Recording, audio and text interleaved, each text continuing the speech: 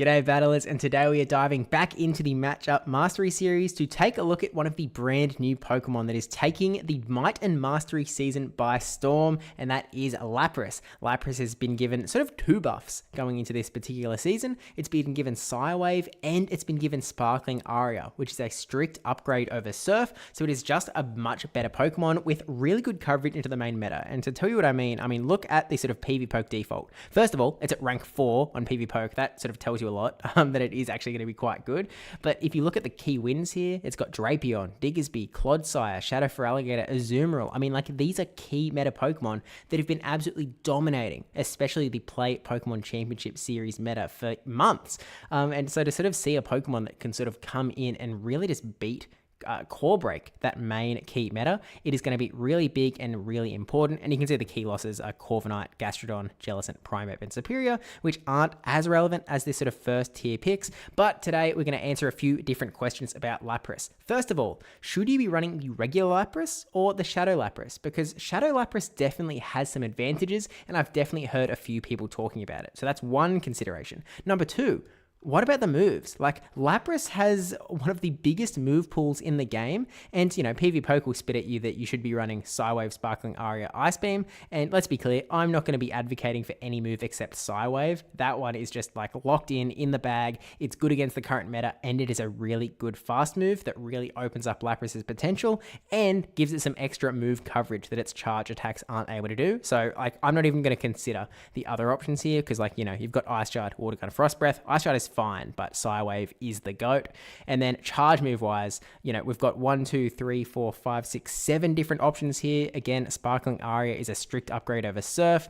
Blizzard, actually, we'll look at the move sets in a second, but that's another question that we're going to answer. And question 3 is, we won't go into it too deeply in this video, but where are there going to be some attack breakpoints? Where might your Psy Wave do 2 damage instead of 1 or 3 damage instead of 2? What sort of IVs do you need on your Lapras to hit these special bulk points in these special matchups?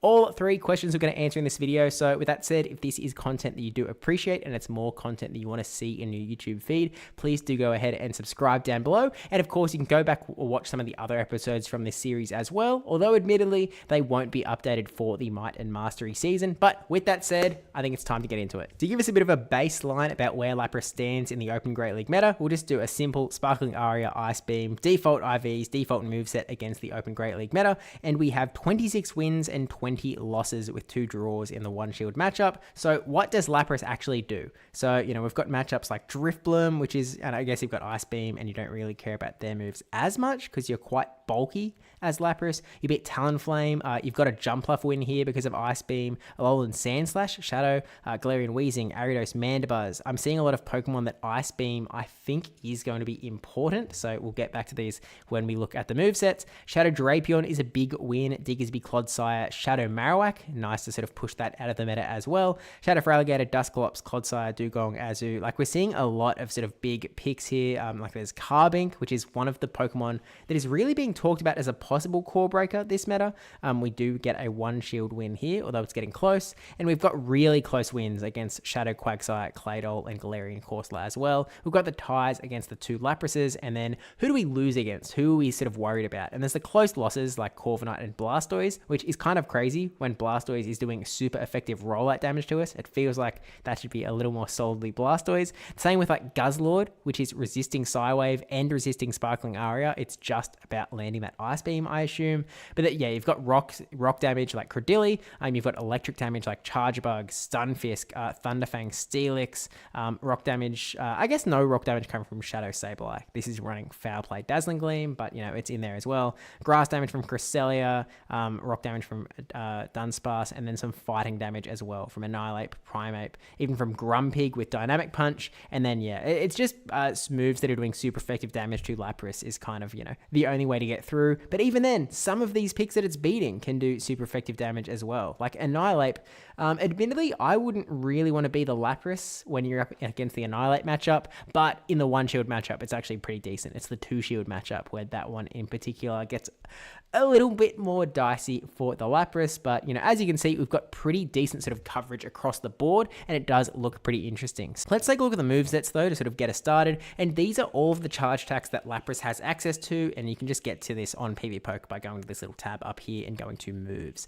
So I've sorted it by the amount of energy that each move costs here, so you can see Sparkling Aria and Surf both cost 45, and as I said, Sparkling Aria literally just does the more damage for the same energy. No reason not to run it. Ice Beam is the other sort of move of choice. It is the second cheapest charge attack that it can run, which, still gets 90 damage, 55 energy. It's a pretty good move. So outside of that, you can run Dragon Pulse for a little bit more energy, the same amount of damage. You would only run this if Dragon coverage was going to be really important, if it really gave you something that Ice Beam didn't, and we will take a bit of a brief look at that one. Blizzard is a more efficient move than Ice Beam. So you get more damage per energy throwing Blizzard than you do Ice Beam. You get 140 damage for 75 energy, but then you're getting hampered by the fact that you need to get all the way up to that 75 energy move to actually be able to throw the Blizzard. Generally, especially in the current meta where things are so fast paced, I really think that pacing is one of the most important things in the current Great League meta. It's just not good enough, unfortunately. You just can't run a move that costs that much when all it does for you is a little bit more ice damage. You aren't getting that extra coverage. You don't need it. You can run Ice Beam for less energy. I mean, it takes an extra 20 energy, which I think Psywave is 4 energy per, so it's like another 5 turns. It's just too slow, unfortunately. But 75 energy isn't completely out of the question for a different move. I'm not talking about Hydro Pump, because Hydro Pump is actually also less efficient than Sparkling Aria.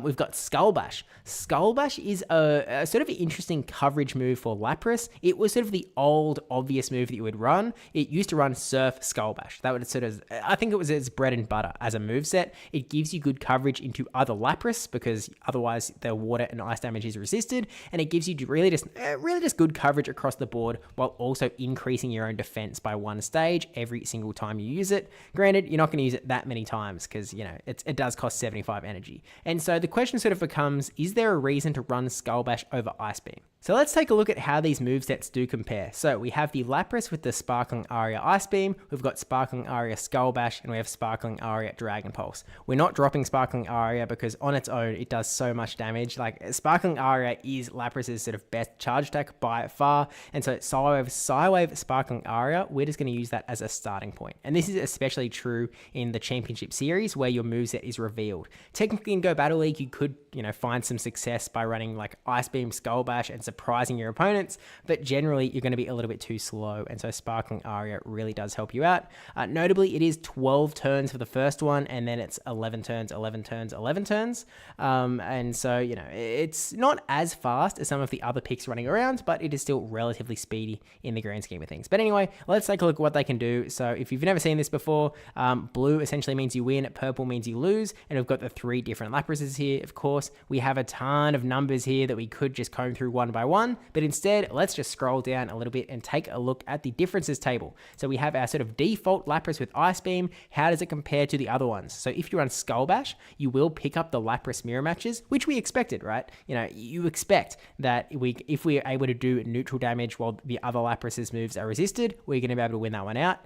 But we lose the Jumpluff matchup, which makes sense because we're dropping Ice Beam, and we also lose Shadow Quagsire, which is a bit of an interesting one, and we'll take a look at that in a second. And actually, Dragon Pulse is the exact same. We pick up one of the Laprases, we actually don't pick up the Shadow Lapras, that's still a tie, and then we lose the Jumpluff and we lose the Shadow Quagsire. So first off, let's look at the Lapras here, because you can sort of see that, to be honest with you, it's not that insane of a win, sort of Lapras v Lapras. So let's just take a look at the Skull Bash Lapras versus the Ice Beam Lapras. So we have sort of Skull Bash on the left, and you can sort of see that it actually gets kind of close. Now, there are some PvPoke shenanigans here. We're getting the bait with the first Sparkling Aria, and then we're throwing the Skull Bash second. Because, I mean, if you're a Skull Bash Lapras, and your opponent knows that you're a Skull Bash Lapras, and you throw the first move, chances are it's going to want to be the Skull Bash so that you can get that defense buff early on in the game. And so PvPoke is sort of going like, okay, you go one step further, you bait first up, you get the Sparkling Aria with the shield,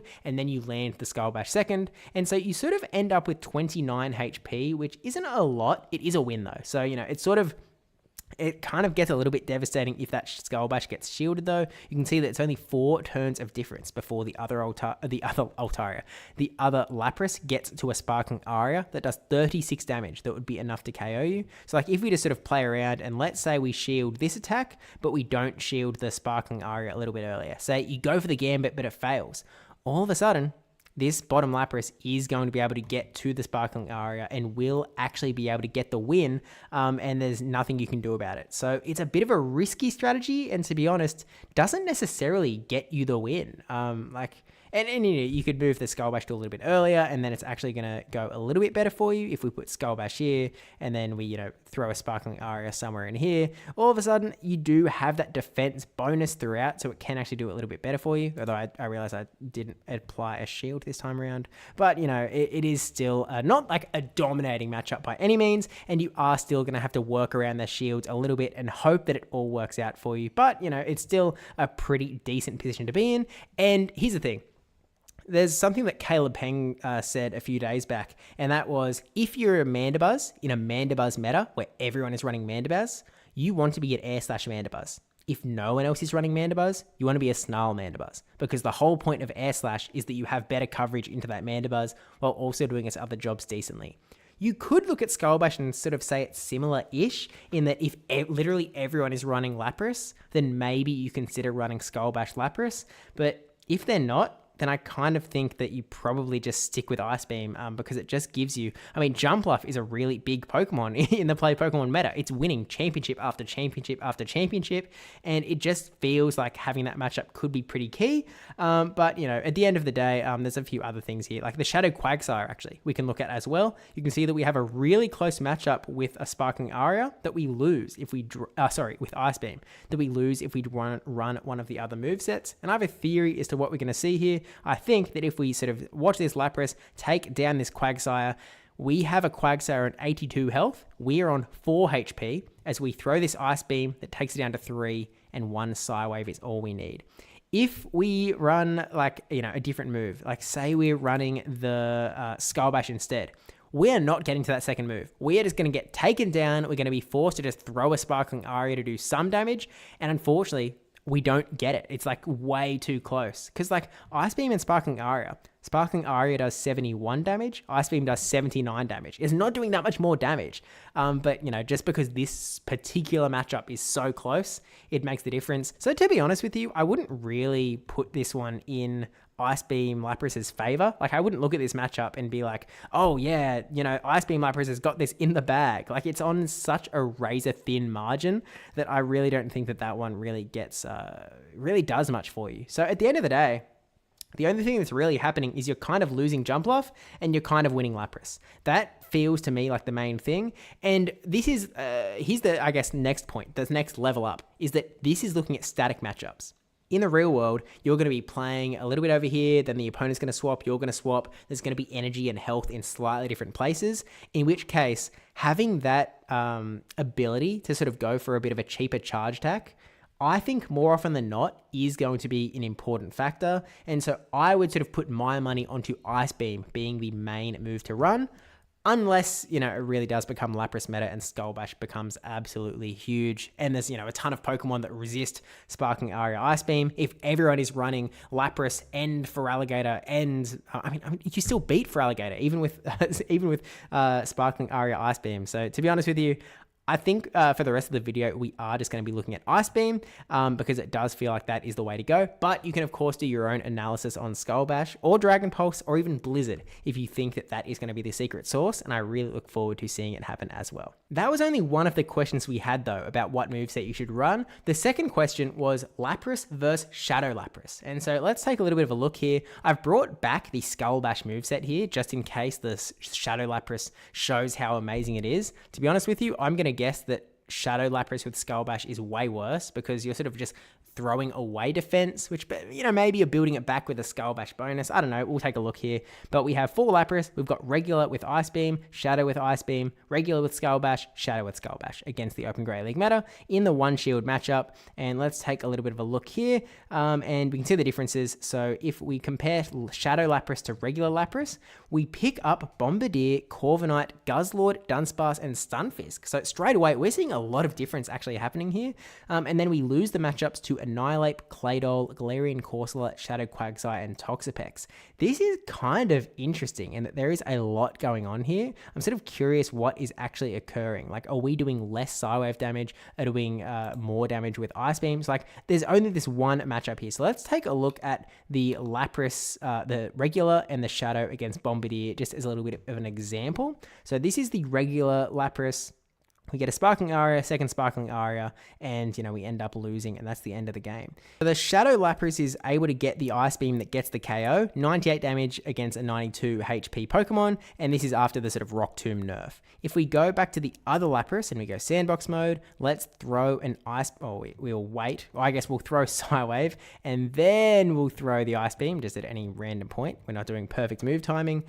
This Ice Beam only does 82 damage, and they're on 90 HP. Which means that, unfortunately for us, the Bombardier barely survives. So this is another matchup where, you know, the PvPoke default sims sort of say like, oh, you know, the Shadow is going to pick this one up because, you know, we're getting that tiny bit of extra Ice Beam damage. But I really don't think that you can sort of play this game assuming that it is going to play exactly like the default simulations. You know, in the 1 shield scenario as well. It sort of feels like the health is too close. Today we have defense-weighted Bombardier up against our Ice Beam that is doing a little bit more damage, and we sort of battle again. Okay, no, we actually do still win. The Ice Beam's doing 94 damage here. We take down the... Okay, it ends up working out in this case, but it feels a little dicey when just a few HP is what separates you from the big win to the big loss. So if we look at Corviknight, it looks like it's a very close loss, looking at the regular Lapras, and the Shadow one has a bit more of a confident win. So let's first look at the regular Lapras, Sparkling Aria. We get in the Ice Beam, and unfortunately, Corviknight survives on 3 HP. I think we all know where this is going. The Ice Beam on the Shadow Lapras over here is going to get the KO. Actually, we can just throw a straight Sparkling Aria. We don't even need the Ice Beam. And the Corviknight is not able to get to this Iron Head that would KO us, which is why the number is sort of so much bigger than 500. So again, it's these really sort of niche, minute differences that I'm really sort of seeing pop up here. Like, and I assume Guzzlord is going to be really similar. It's just about the fact that, you know, we're just barely getting the move off. 475 versus 575 is the difference of sort of throwing this move or not. So regular Lapras, we sort of get this Ice Beam. It's not enough. Guzzlord survives on 13 health. The Shadow Lapras, we throw one, we throw the Ice Beam, it does well enough, gets the KO, and Guzzlord isn't able to take us out. I mean, this is really just the story that I'm seeing play out here. It's just the fact that that Shadow Lapras does that little bit more damage, and that little bit more damage is the exact amount that it needs to clinch up these wins. And so I think what might be a little bit more important, and I think that what comes up a lot more in these discussions about whether you should be running the regular or the Shadow, is looking at the breakpoints. So how much damage does Psywave do? Because this is where big differences could actually come out. So for example, up against a Abomasnow, going up to the Shadow Lapras, you get 1 extra damage every Psywave, which is 1 extra damage every half second, which can be massive for a 1-turn move. Like, it becomes absolutely huge. Annihilate, this is probably one of the big things as well. The regular, well, actually, Annihilate is also doing more damage to us, so it's sort of, the knife cuts both ways a little bit, but, you know, you can sort of see that, you know, we're doing 4 damage per Psywave with the regular, 5 damage per Psywave with the Shadow. And so I'm sure there's quite a few of these differences. Actually, you can see these are all of the matchups that Ice Beam Lapras is picking up an extra Psywave damage. Abomasnow, Annihilate, Shadow,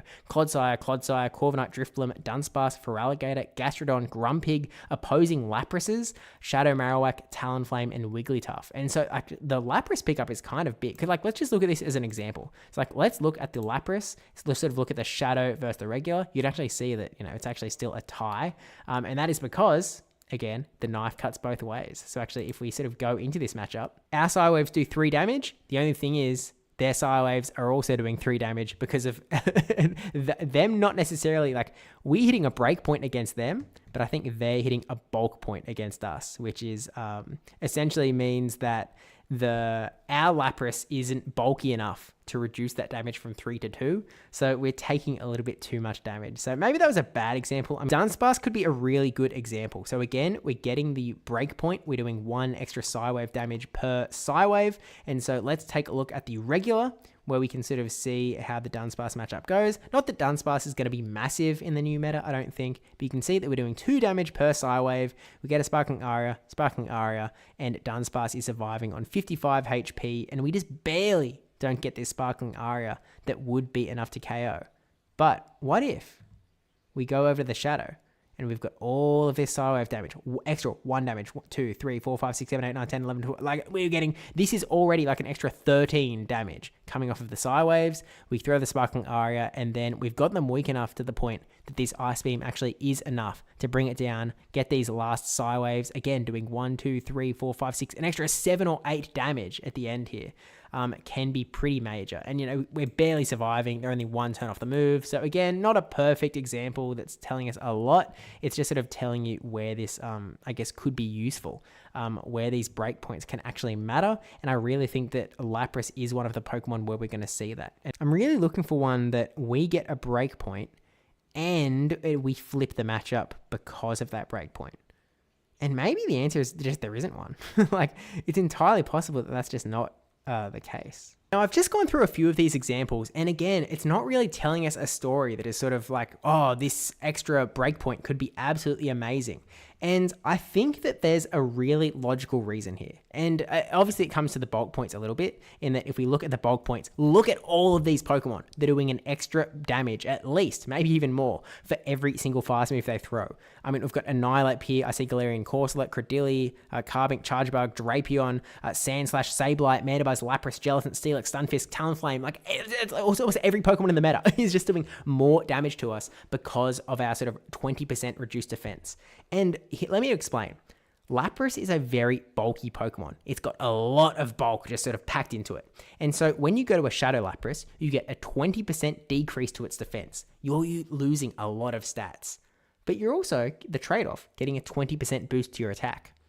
The problem is that Lapras doesn't have that much attack to boost. Like, it's got a smaller attack stat, bigger defense stat. So we're chopping off 20% of a big number, a lot of stats lost, and then we're adding 20% of a smaller number. So we're sort of adding less stats than we were removing.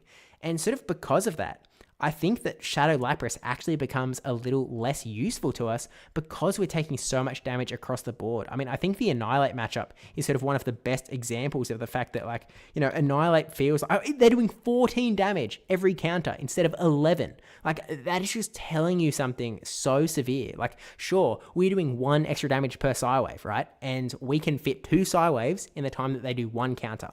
But that just means that they get an extra 3 damage for every extra 2 damage that we're getting. We are losing in this equation because we have given up way too much stat product.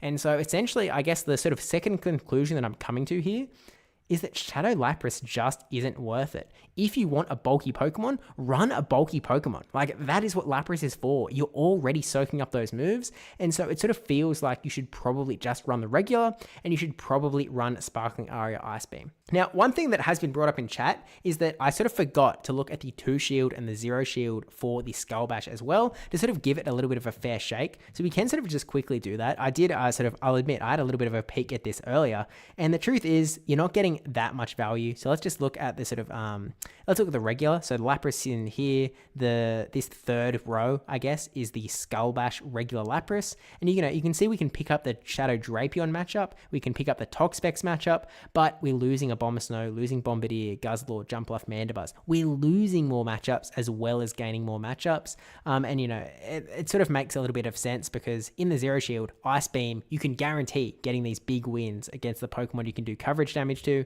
And in the 2 shield, we pick up the Lapras matchup if we have Skull Bash, but we lose Jumpluff, Mandibuzz, and Mandibuzz.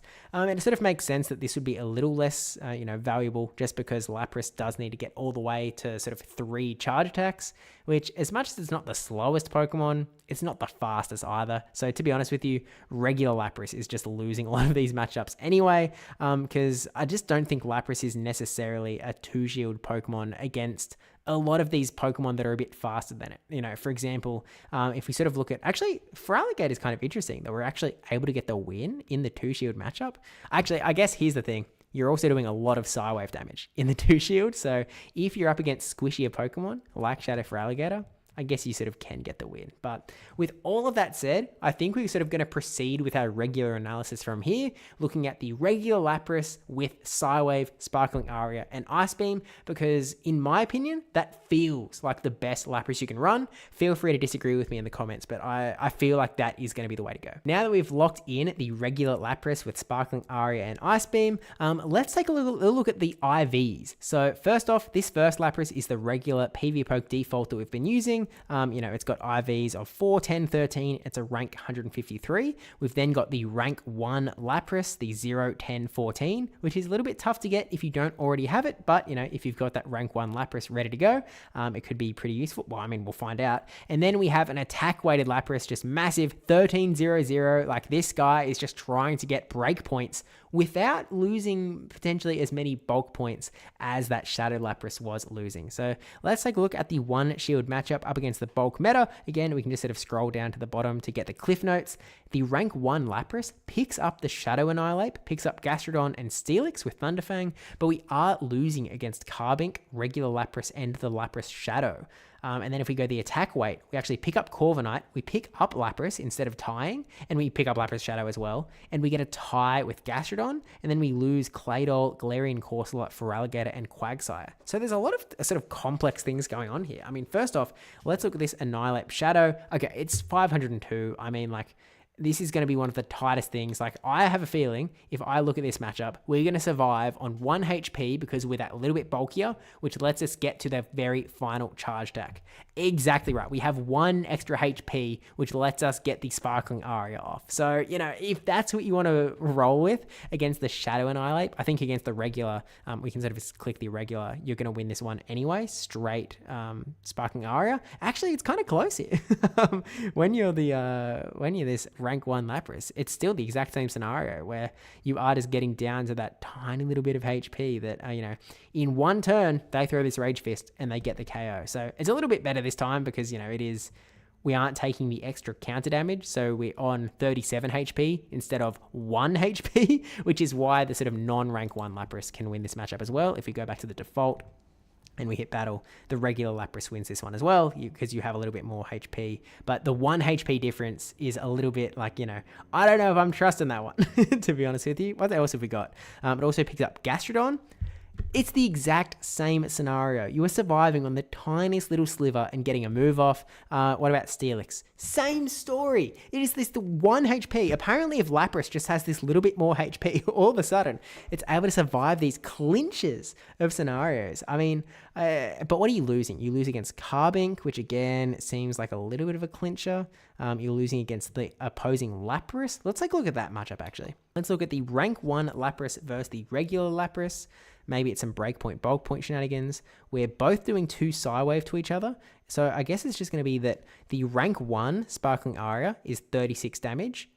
They're both doing 36 damage. Why are we... Oh, it's literally just about winning charge attack priority. And obviously the rank 1, because it's bulkier, it has less attack, is going to be losing charge attack priority to the big one. So regardless of a shield scenario, it seems like, that's why we're seeing that win go towards the sort of regular. So, again, it's not awesome for you, but I suppose it depends. If we're going into a meta where everyone is going to be running Lapras and you see a lot of Laprases in the lead, potentially running the regular sort of non-rank 1 Lapras could be pretty big for you. I don't really consider any of these pickup wins as actual pickup wins. I think they're a little bit of a scam.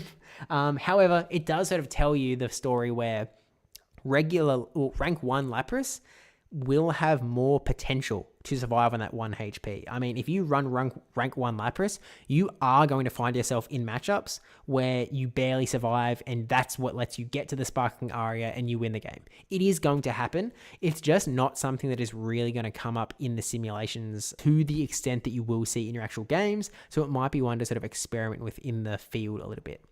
Second question, though, comes to this attack-weighted Lapras. So let's look at the Corviknight one.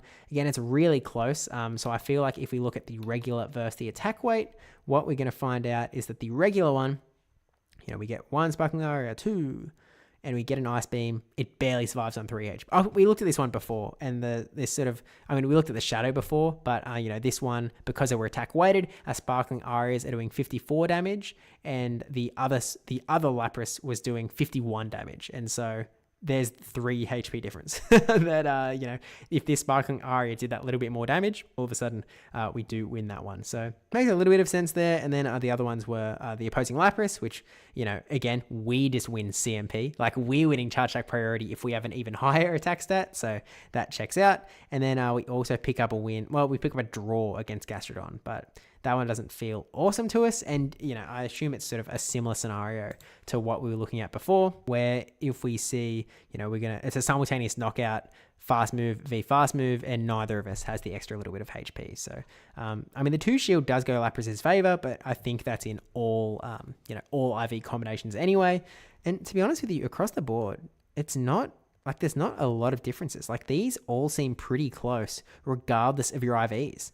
And so I'm kind of wondering here if the sort of answer in some sense is that, do your Lapras IVs matter? And maybe the truth is they only matter in 2 scenarios. One, if you're in the Lapras mirror match and you want to get that charge attack priority, because, if we sort of look at this random Lapras, it's got 104 attack stat. And so people that I know a lot of people do know sort of where these numbers lie for a lot of Pokemon.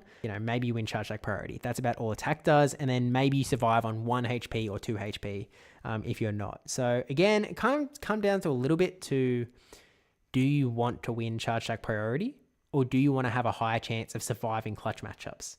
And the answer to that question is going to be a little bit dependent on you. It'll be a little bit dependent on your playstyle, and it will be a little bit dependent on what the meta looks like. And we don't quite know that yet. So something to keep in mind, that is really all the IVs come down to, at least until someone sort of shows off something else. But yeah, the breakpoints just don't seem to matter too much. You can see the rank 1, there's no breakpoint difference. You do pick up an extra Psywave damage into Corviknight, Gastrodon, and Grumpig. Bulk point wise, the rank 1 does pick up it sort of reduces the damage that it is taking from Shadow Lapras, Bombardier, Guzzlord, and Superior. But the attack weighted is taking extra damage from everywhere. Annihilape, Charge Up, Credilli, Cresselia. Maybe this tells you shouldn't run attack weighted. Which kind of just goes back to a similar story that I was telling about the Shadows, where it's like you're just sacrificing what Lapras is good at, and that is being bulky. So I'd probably recommend building a bulky Lapras, but consider putting a little bit of attack stat in there for charge attack priority. Great point from Max the Beard in chat as well, in that if you can win Lapras versus Lapras just with Sparkling Aria Ice Beam, if you have a little bit of extra attack, like if you're winning charge attack priority, do we really need Skull Bash at all?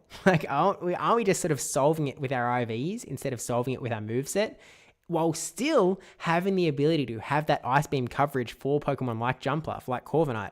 I guess to me, it really just extra pushes the fact that Skull Bash probably isn't necessary, especially if you aren't running that rank 1. Something that I want to look at, sort of following some discussion we were just having on stream, is looking at how Lapras performs with just Sparkling Aria. So this essentially tells you, regardless of moveset, you will win these matchups, and regardless of any need to bait or, land the big move, you can win by just throwing the cheapest move over and over and over. And one of the most interesting in my mind is the fact that in the one shield, you can beat a Azumarill straight Sparkling Aria and still have a pretty decent chunk of health remaining. You've still got, actually, you take this Ice Beam, but you still have 37 health remaining. And if we sort of look at the other shields, we win all even shields, just straight Sparkling Aria, which is kind of crazy. But it's not just a Azumarill. We also beat Annihilape, straight Sparkling Aria. We looked at this one earlier, that with the Psywave damage, there's some breakpoint, some bulk point shenanigans, but it is one turn away, so it's not a clean matchup by any means, but we're taking them out just before they get this Rage Fist that would KO us.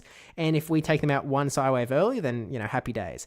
Granted, these are the sorts of shenanigans where one turn lag will be really detrimental. It could absolutely ruin your day if you go into the lead Lapras versus Annihilape and somehow you lose. And it's like, what do you mean I lose?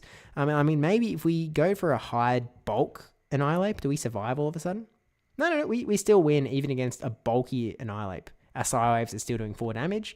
And so, there is a way that it can only do 3 damage though, if we have this specific stat spread going on. Okay, so there is actually IV spreads that we do 1 less Psywave damage, and all of a sudden Annihilape does get that Rage Fist off and does get the KO. Were we changing ours or were we changing theirs? It looks like we were changing theirs. The rank 4 Annihilape. So the super high rank ape, which, to be honest with you, a lot of people are running attack-weighted Annihilapes that they've built for the last season. But if you were running Annihilape in this season, then maybe attack super high bulk is actually the way to go so that you get this Lapras matchup. Other examples we've got a Abomasnow that you can just Sparkling Aria all the way through.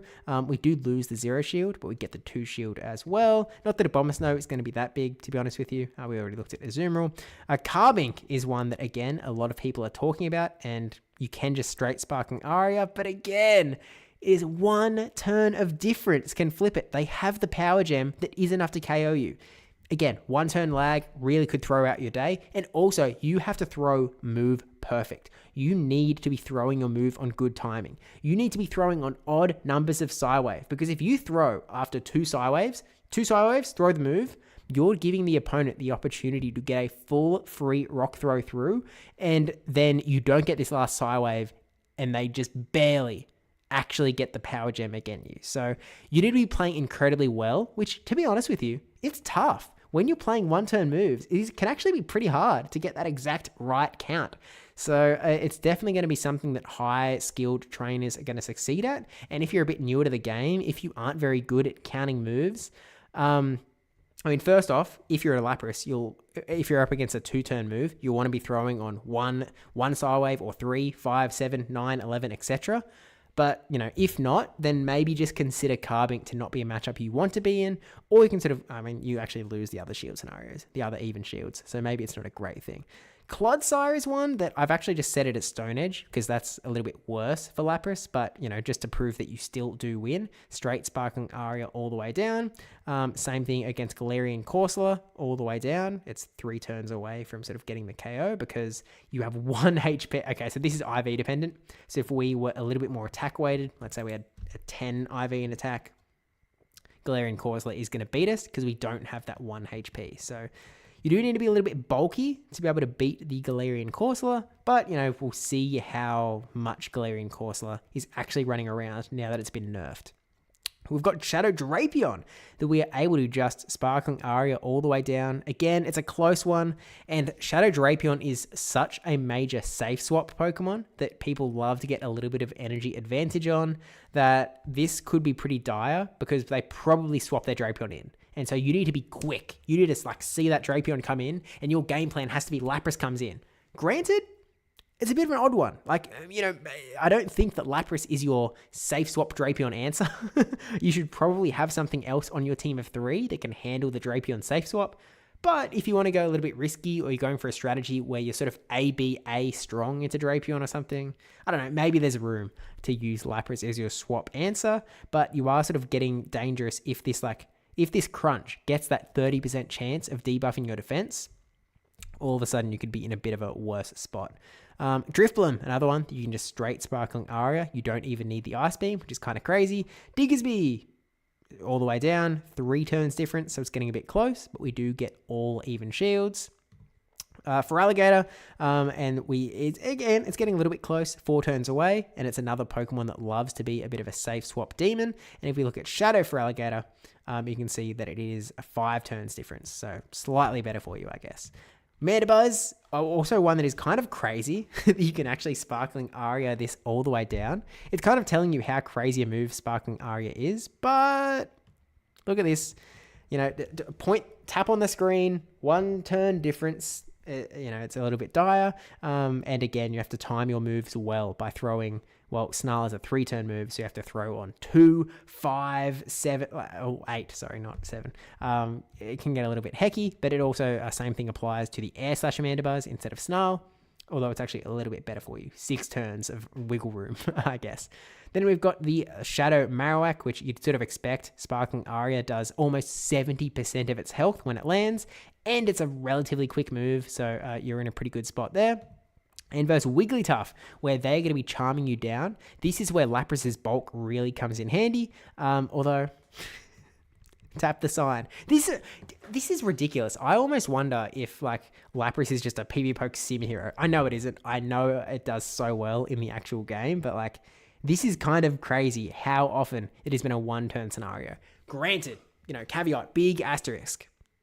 This is all just throwing straight Sparkling Aria. This is the most consistent a Lapras can be. If you're running consistent Lapras, if you're throwing a good timing, you'll probably get these, but at the same time, like, Wigglytuff is... Okay, no, Wigglytuff is getting well KO'd. We're doing an 87 damage move to a 30 HP Wiggly. So it's not like it's a high bulk Wigglytuff might survive. I mean, if it's high bulk, it needs an extra 58 health. So maybe we don't have to be too worried about the high bulk Wigglytuff surviving the Lapras shenanigans. But these are all what you win with Sparkling Aria. And, we sort of looked at the big wins earlier, but let's take a look at what we actually need Ice Beam for to get those KOs. Okay, we already saw before that Quagsire was one of these examples where, it's just got a little bit too much HP, and by sort of throwing the Ice Beam, we do just barely do enough damage. But again, this is really low health, and it's sort of, you're relying on getting the bait with a Sparkling Aria, or rather, you're relying on landing the Ice Beam. So it's a little bit dicey. Jumpluff is one of the other obvious ones where we need the Ice Beam for that coverage. If we go straight Sparkling Aria, we just aren't going to do enough damage. Whereas if we bring Ice Beam into the mix, as soon as we land one, it is doing almost 80% of Jumpluff's health, so it can obviously get a little bit crazy. I mean, in the 0 and the 2 shields, it's actually, we win the 2 shield, but I assume this is because we're getting perfect baits in. If we get a little less lucky, like say, if we set it to no baiting, right? Baiting off, I think we probably lose this. Oh no, we still win? Straight Ice Beam. Oh, that's crazy. Okay, it's close, but like we actually win straight Ice Beam. That's actually kind of handy knowledge to know. And then Goodra is another one that is resisting Sparkling Aria. And so if we add Ice Beam into the mix, we're sort of barely winning by getting an Ice Beam land here. This is not one of those examples where we can afford to not bait, because if we throw straight Ice Beam, we are not, it's close, but we are not getting this last Ice Beam through. Not that you're going to see a lot of Goodra, but this is kind of the only 3 matchups that you kind of need Ice Beam for. Obviously, it's sort of like, if you're up against a Mandibuzz and shields are down, Ice Beam's going to really help you. If you're up against a Superior, Ice Beam's going to help you. Venusaur, like any of these other Pokemon where Ice Beam is super effective, it is obviously going to help you.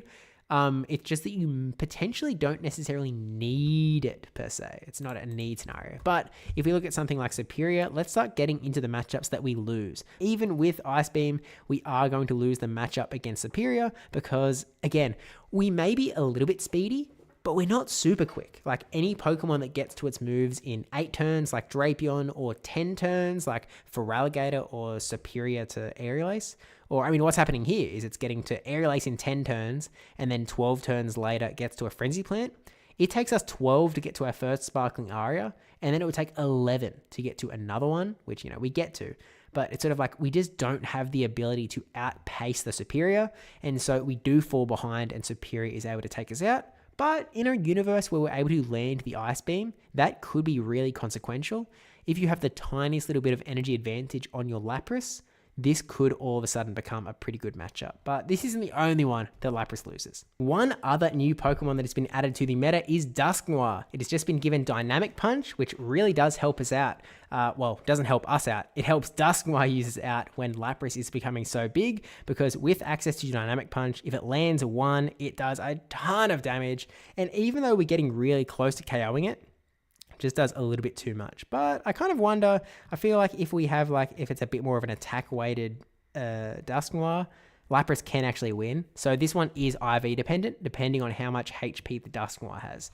That's in the 1 shield though. Looks like we actually win the other shield scenarios as well, if it is this attack weighted Dusknoir. If it's the regular Schmegular though, we actually lose the 0 shields as well, but the 2 shield, we can still win presumably straight Sparkling Aria, just because they are not able to get to this Dynamic Punch. Tiniest little bit of energy though, and Dusknoir will be able to flip that 2-shield matchup. So something to be cautious of. Another loss is Grumpig, another new addition with Dynamic Punch, Shadow Ball. Wait, did it get Dynamic Punch and Psywave? I think they were the 2 additions. It already had Shadow Ball. But in the 1-shield scenario, they're just going straight Dynamic Punch, does a lot of damage, and are able to Psywave us down before we can, to be honest, we're not even getting that close to getting the win up against Grumpig, and we are losing so many shield scenarios, it's not funny. Like, it's Grumpig, one of the main reasons that Grumpig is good going into this new meta is because it is such a hard counter to Lapras. If it didn't counter Lapras, it would be meaningless. If no one used Lapras, I don't think you run Grumpig. That's kind of my take a little bit. I know it's got such good coverage, but I'm just not incredibly impressed by Grumpig, to be honest with you. But then we've got the Jellicent matchup, which again, if you've got a ghost type user, it's not going to be super awesome for us.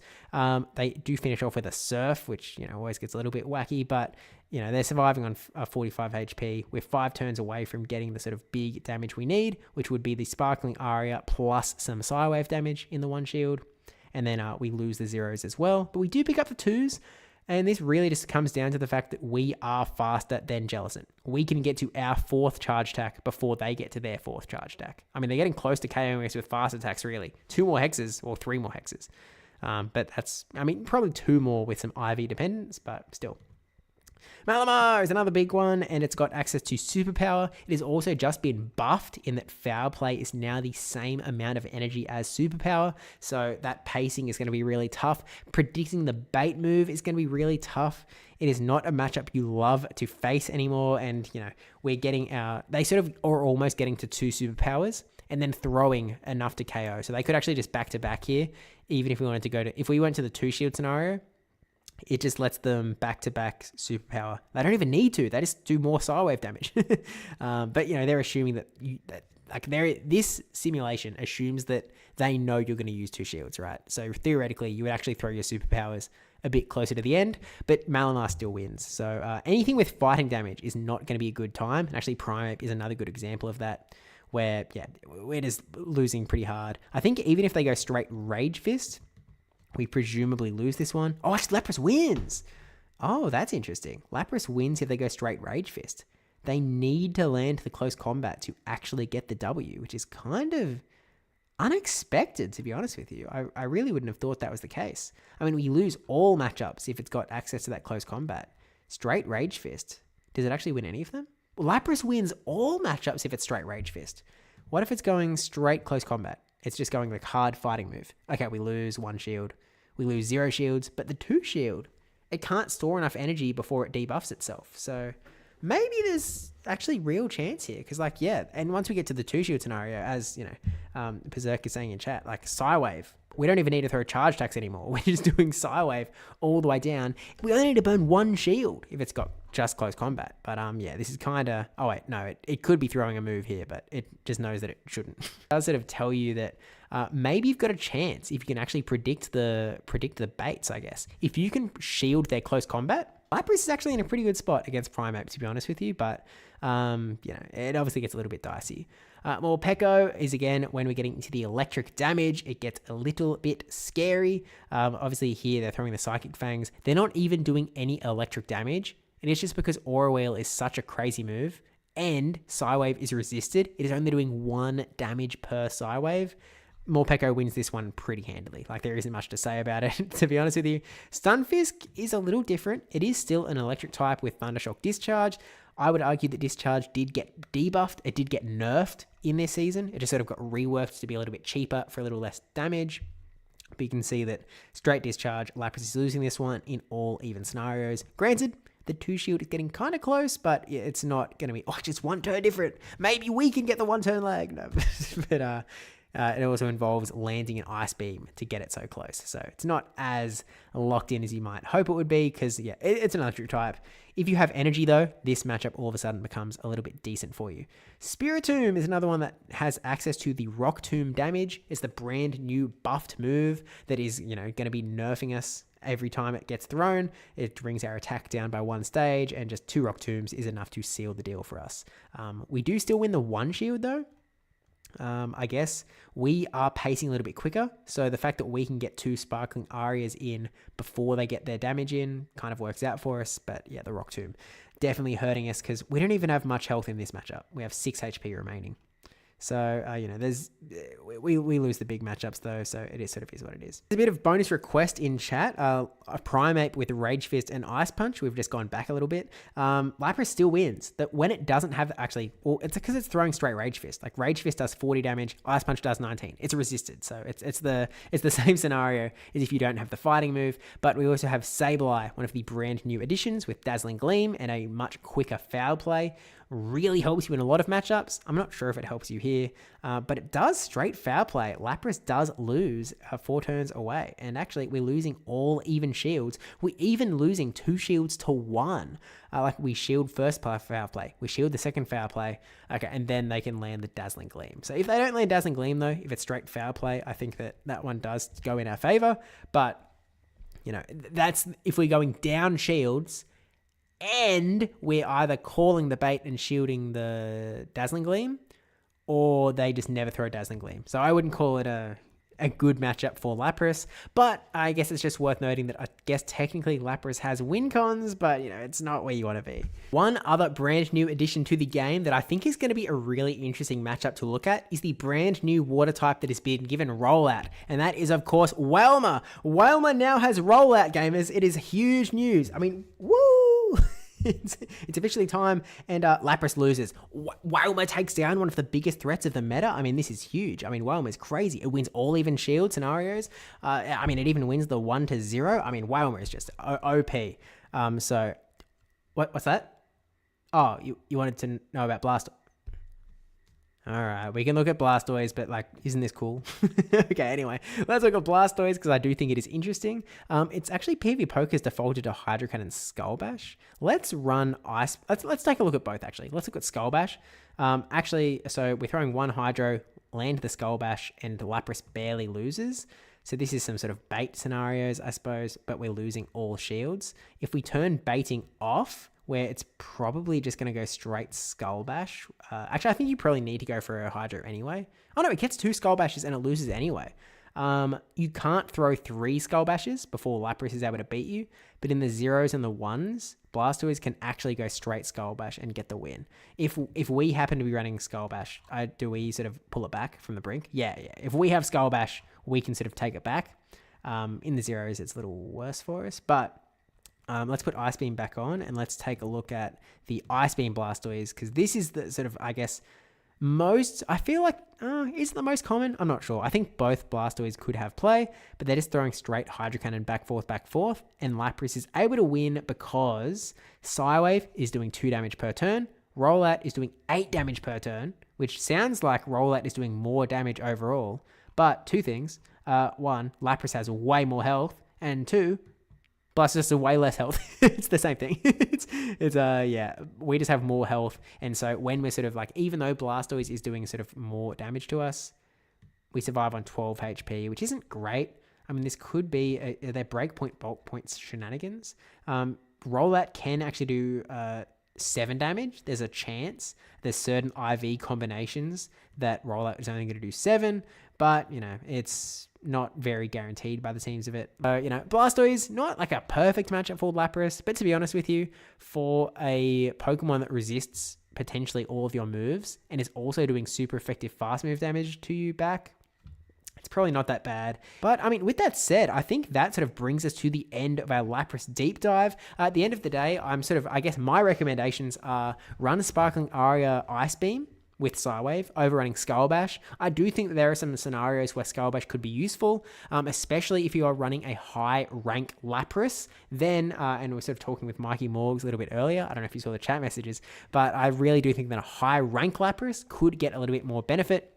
But I also think that you might want to run a Lapras that is a little bit further, just a little bit off of that sort of rank 1, maybe a rank 50 or a rank 100, just so you have that ability to get that charge attack priority, because I think that is going to be more important for you than having Skull Bash in the Lapras mirror matches, even though it sort of does get you a little bit of an advantage in the water type matches like Azumarill and such. I also think that the regular Lapras is a superior over the Shadow Lapras because the regular Lapras gets to hold onto so much more of its stat product than the Shadow does. Granted, Shadow Lapras did have quite a few clutch matchups where it sort of could just barely eke out the win, but I think at the end of the day, it's really going to be a scenario where it's sort of up to your preference, and of course, you can sort of follow this analysis by doing some of your own. Jump into PvPoke, do some simulations, use your exact IVs to see what your particular Pokemon can do, see if you are hitting any bulk points or break points along the way, and, you know, of course, sort of see how Lapras does as we sort of go into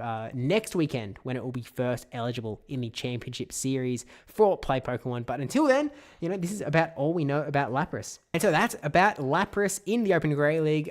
Don't forget to like, comment, and subscribe, especially that subscribe one. And thank you to all of my patrons down in the description as well. I don't have the graphic in front of me, but yeah, thanks everyone for jumping in, and I will look forward to the next one. Leave a comment down below. Let me know what you would like to see me sort of do this sort of video for next, and also let me know if there's some Lapras matchups that I sort of missed. Like, let me know why you think that Shadow Lapras is so good. Let me know why Skull Bash Lapras is so good. Like, please, like, feel free to correct me, correct everyone. Like, everyone sort of scroll down to the comments, because there are going to be people that disagree with me. I know that there are people that are running Shadow Lapras out there. I know that there are people running Skull Bash Lapras out there, but me, as one person, I've sort of taken a look, and the conclusion that I'm coming to is regular Lapras, Sparkling Aria, Ice Beam. And with that said, that's about all I can do. So yeah, again, don't forget to like, comment, subscribe, especially that subscribe one, if this is content that you want to see in a YouTube thingo, and I will see you in the next one. Bye.